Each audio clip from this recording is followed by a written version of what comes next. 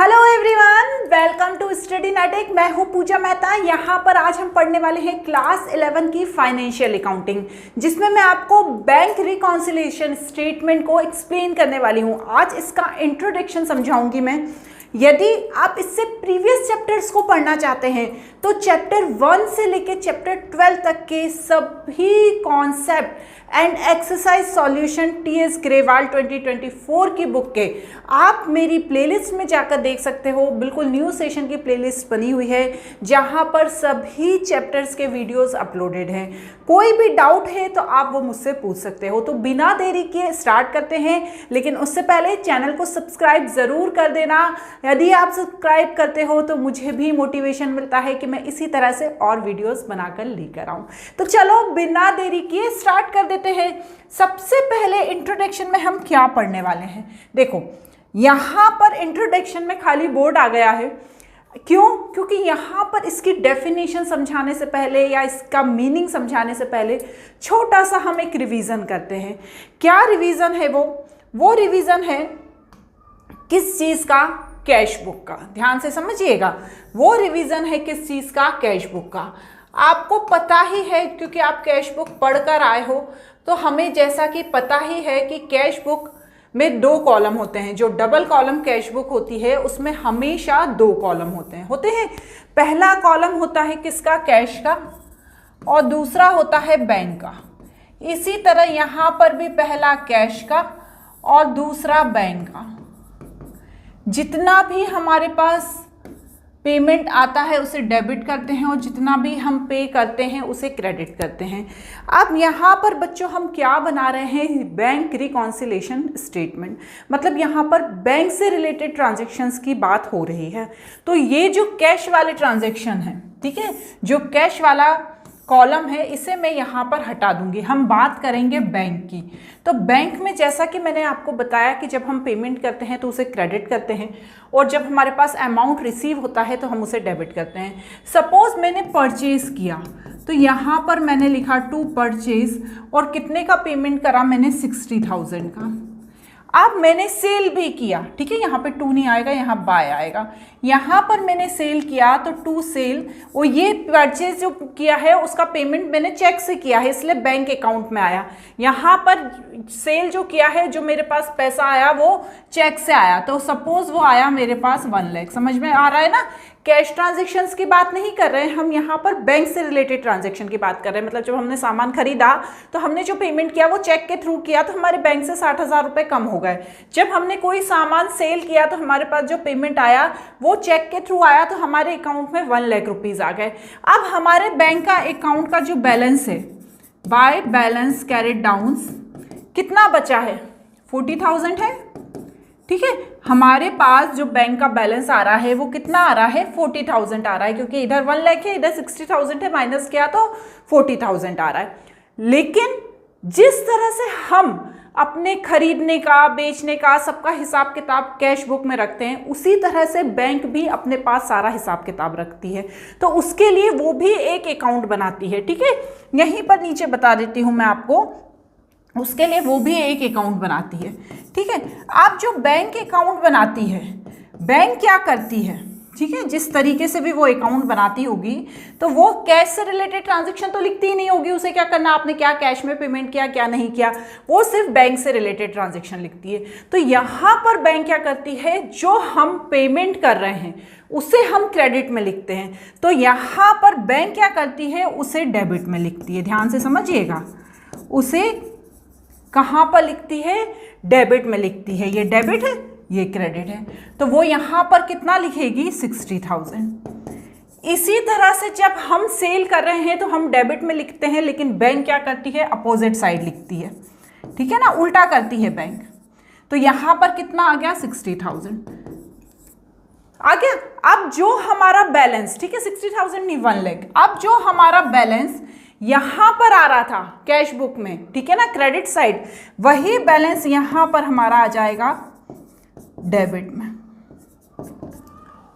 समझ में आया? अपोजिट हो गया, क्योंकि बैंक अपना भी वो भी तो हिसाब किताब रखेगी ना कि आप कितना पैसा पेमेंट कर रहे हो, कितना पैसा आपके पास आ रहा है, लेकिन वो अपोजिट करती है। अब एक चीज यहां पर बच्चों बिल्कुल ध्यान से समझो, बैलेंस यहां पर जो आता है इसे हमेशा डेबिट बैलेंस कहते हैं।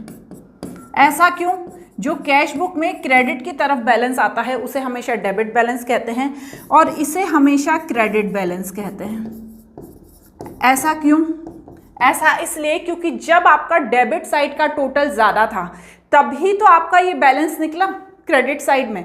तो यहाँ पर आपका डेबिट साइड का बैलेंस ज़्यादा था तब आपका क्रेडिट साइड में बैलेंस निकला, तो इसे डेबिट बैलेंस कहेंगे। यहाँ पर क्रेडिट साइड का बैलेंस ज़्यादा था और यहाँ पर बैलेंस निकला, इसलिए इसे क्रेडिट बैलेंस कहेंगे। तो ये बात ध्यान रखना, जब भी बैंक के पास पैसा आता है, जब भी बैंक के पास आता है पैसा, तो वो बोलता है कि आपके बैंक में क्रेडिटेड हुआ। आप ध्यान देंगे, यदि आपका जीपे वगैरह होगा तो आप हमेशा देखेंगे कि जब आपके पास पैसा आता है तो आपके जो मैसेज आते हैं उसमें आता है यू हैव क्रेडिटेड इतना अमाउंट, मतलब आपके पास इतना अमाउंट है। और जब आप पेमेंट करते हो तो आता है कि यू आर डेबिटेड। तो यहाँ पर बिल्कुल अपोजिट चलता है कैश बुक से। समझ में आ गया?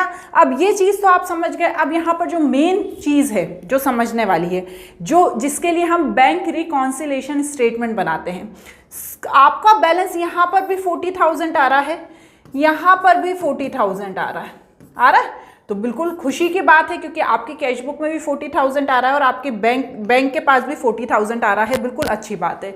लेकिन समटाइम्स ऐसा होता है कि यहाँ पे तो 40,000 आ रहा है, लेकिन जो हम हैं, ठीक है, जो हम कैश बुक प्रिपेयर कर रहे हैं, हमारे पास ये 40,000 ना आके 30,000 हमारा बैलेंस आ रहा है।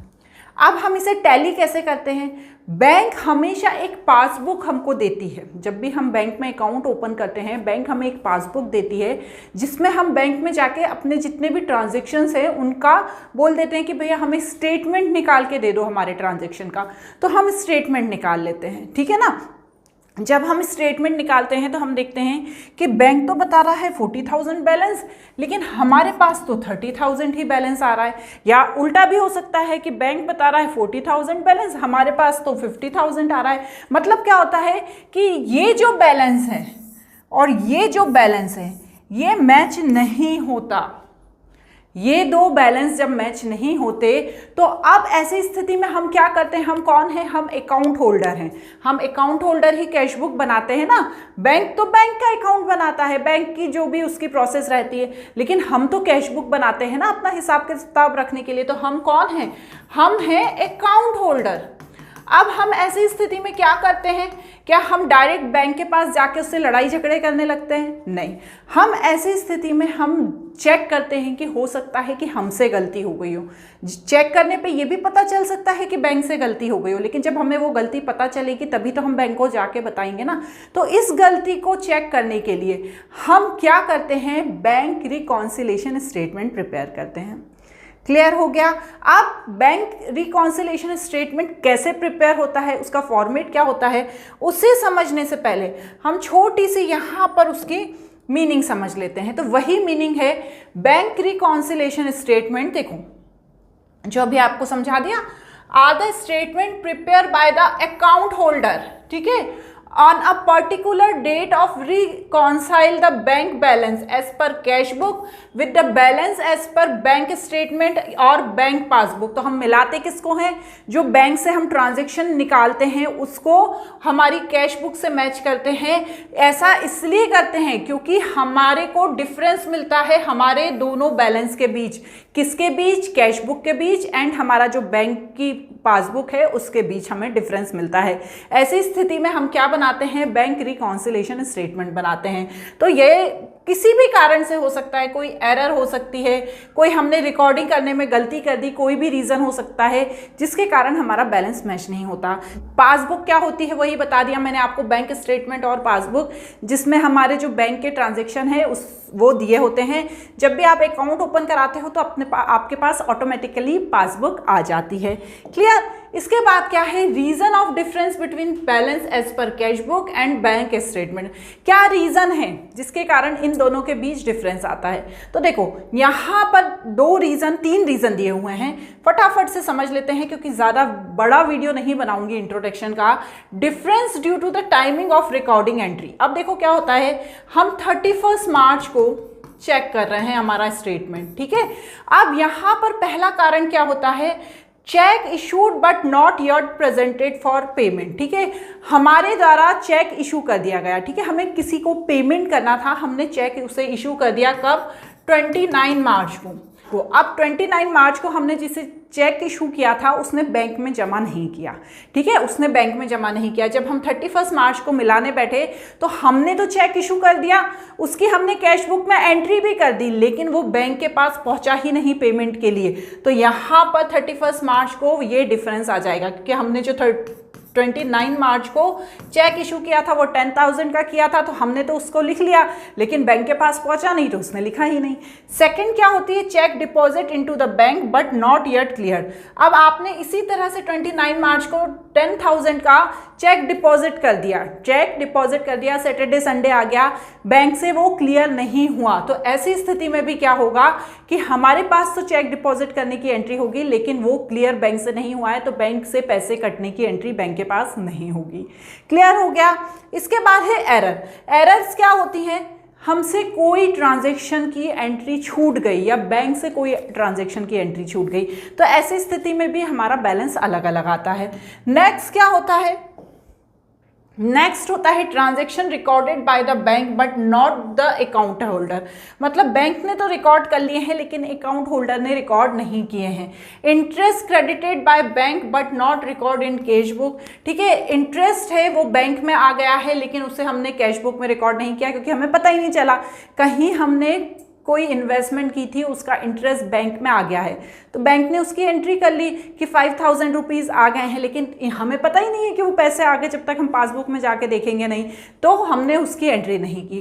कोई बैंक चार्ज था, इंटरेस्ट चार्ज था या जो नहीं रिकॉर्ड हुआ, ठीक है, बहुत सारे चार्जेस होते हैं, जैसे आपने ओडी ले रखी है, ओवरड्राफ्ट ले रखा है, तो बैंक उसके चार्जेस लेती है। तो यदि आपने ओडी के चार्जेस वो ऑटोमेटिकली कटते जाते हैं, या आपने लॉकर ले रखा है तो आपके चार्जेस कटेंगे, तो आपको पता नहीं है कि इस डेट पे कट गए हैं तो आप उसकी एंट्री नहीं कर पाए।